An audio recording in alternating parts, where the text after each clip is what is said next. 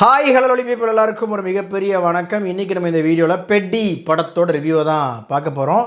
Game changer படத்துக்கு அப்புறமா நம்ம ராம் சரண் அவர்களுக்கு ரிலீஸ் ஆகிருக்கக்கூடிய படம் தான் இந்த பெட்டி படம். எப்படி இருக்குது, படம் நல்லா இருக்கா, படத்தில் என்னென்ன பிரச்சனைகள் இருக்குது அப்படின்றது எல்லாத்தையும் தான் இந்த வீடியோவில் விலாவாரியாக பார்க்க போகிறோம். ஃபர்ஸ்ட் ஆஃப் ஆல், இந்த படத்துடைய ஒன்லைனை பொறுத்த வரைக்கும் தனக்குன்னு ஒரு இண்டிவிஜுவல் அடையாளம் இல்லாத ஒருத்தன் ஒட்டுமொத்தமாக அடையாளம் இல்லாத தன்னுடைய கிராமத்துக்காக ஒரு விஷயம் பண்ணுறது இருக்குல்ல, அந்த விஷயந்தான் படத்துடைய ஆணிவேர், தி பேஸ் அப்படின்னு சொல்லலாம்.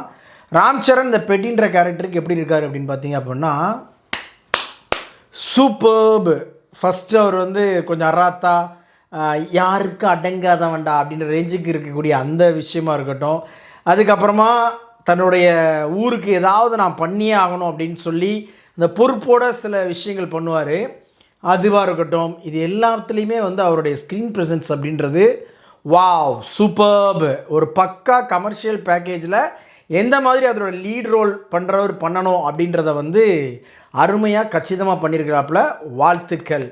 அப்புறமா படத்துடைய மிகப்பெரிய ஸ்ட்ரென்த் அப்படின்றது பார்த்திங்க அப்படின்னா, எஸ் அஃப்கோர்ஸ் இசை புயல் ஏஆர் ரஹ்மான். பாடல்கள் தமிழில் ஒருவேளை பெருசாக நமக்கு ஆஹா ஓஹோ அப்படின்ற லெவலில் இல்லைன்னா கூட படத்துடைய பிஜிஎம் வேறு லெவலில் இருக்குது. பல இடங்களில் படத்துடைய சீக்வன்ஸை அடுத்த கட்டத்துக்கு தூக்கிட்டு போகிறது அப்படின்றதுல ஒரு முக்கியமான பங்கு நம்ம ஏஆர்ஆர் அவர்களுடைய பின்னணி இசையில் கண்டிப்பாக இருக்குது மக்களே.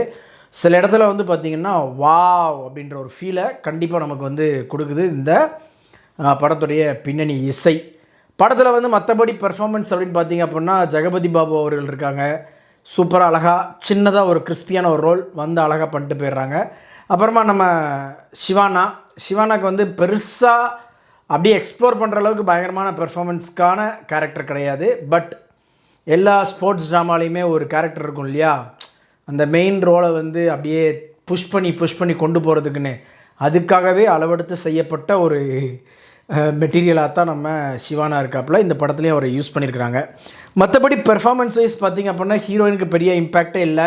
மெஜாரிட்டியான நேரம் நம்ம தெலுங்கு படத்தில் பார்த்திங்க அப்படின்னா நம்ம ஹீரோயின்ஸை இந்த மாதிரியான பெரிய ஹீரோஸ் படங்களில் அப்படியே ஊர்காவாக தான் யூஸ் பண்ணிப்பாங்க. இதில் ஊர்காலவுக்கு கூட அவங்கள யூஸ் பண்ணல அப்படின்றது கொஞ்சம் இருக்குது. அதே மாதிரி படம் பார்த்திங்க அப்படின்னா 3 மணி நேரம் 10 நிமிஷம் கிட்ட ஓடுது. இன்டர்வெல்லாம் சேர்த்திங்கன்னா கிட்டத்தட்ட ஒரு 3.5 மணி நேரம்னு வச்சுக்கோங்களேன். ஆனால் ஃபஸ்ட் ஹாஃபை பொறுத்த வரைக்கும் நான் சொல்கிறேன், நமக்கு சில இடங்களில் அதாவது ராம் சரண் அவருடைய இன்ட்ரோ அப்புறமா அந்த ப்ரீ இன்டர்வல் இந்த சீக்வன்ஸை தவிர்த்து மித்த இடம்லாம் பார்த்திங்கன்னா ஏன்டா இப்படி எடுத்து வச்சுருக்கீங்க அப்படின்ற மாதிரி தான் நம்மளுக்கு நிறைய இடத்துல இருந்தது. ஆனால் அது எல்லாத்தையும் நீங்கள் பேர் பண்ணிங்க அப்படின்னு சொன்னால் செகண்ட் ஹாஃப் வழக்கமாக நம்ம ஸ்போர்ட்ஸ் ட்ராமாவில் என்ன மாதிரியான சீக்வன்ஸ்லாம் இருக்குமோ, நம்ம தமிழ் சினிமா இந்திய சினிமாவில் கிளிஷேவாக சில விஷயங்கள் வச்சுருப்பாங்க இல்லையா, அதை எல்லாத்தையுமே இம்மி பெசகாமல் ஒன்று கூட மிஸ் பண்ணாமல் அப்படியே வச்சுருக்குறாங்க. என்ன தான் படத்தில் நம்ம செகண்ட் ஹாஃப் நிறைய ப்ரெடிக்டபுளாக இருந்தால் கூட ஒரே ஒரு ட்விஸ்ட் நம்ம அன்எக்ஸ்பெக்டட், அதை நம்ம எதிர்பார்த்துருக்கே மாட்டோம். ஓ மை காட் அப்படின்ற ஒரு சின்ன ஒரு இது கண்டிப்பாக வரத்தான் செய்யுது.